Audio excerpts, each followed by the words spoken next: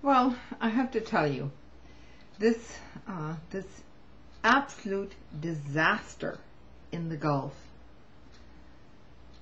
an environmental catastrophe of huge proportions, has absolutely no impact on Wall Street. Basically, what they're worried about is the collapse of the euro and the European Union, all of which is behind the entire global scheme of unfettered capitalism without regulation.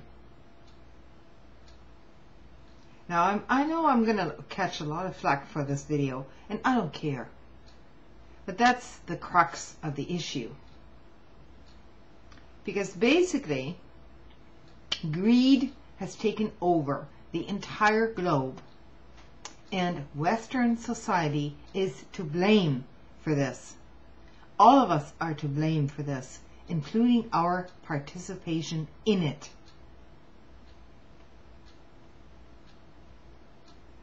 We can all scream about the Gulf disaster. None of it affects us as long as we don't live there, but it will come to our shores nonetheless, sooner or later.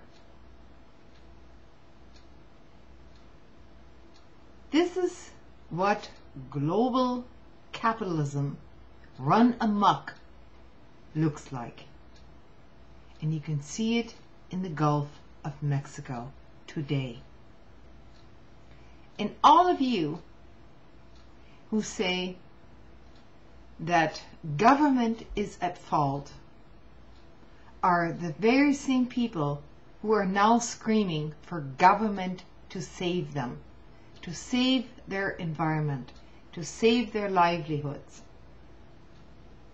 Kind of an oxymoron, don't you think? So no, it's not a black and white, yes or no question. It is a matter of responsibility. Private property is absolutely fine as far as I'm concerned, but once private property rights infringe on the rights of others who also have property, that becomes a problem. It becomes a huge problem, especially if that property is common, like the air and the water and our most basic living conditions. Then it does become a problem, because those rights are not entirely private. They're also public. Because without these resources, no individual can survive.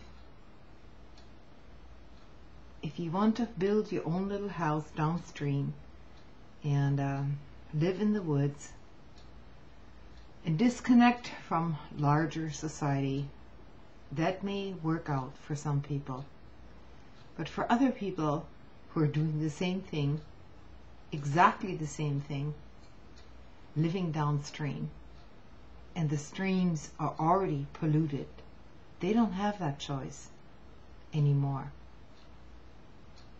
They can't plant their plants like they wanted to because the water is polluted. Everything they're trying to plant in their soil is polluted.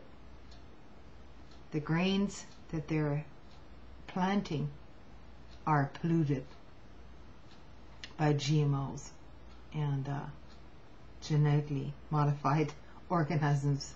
So the answers to all of this are not simple. They're not simple. But the answer is that we all need to scale back on this crazy consumption that we all have been told to worship. That would be a first step, especially for Western consumers, because it's non-sustainable, basically.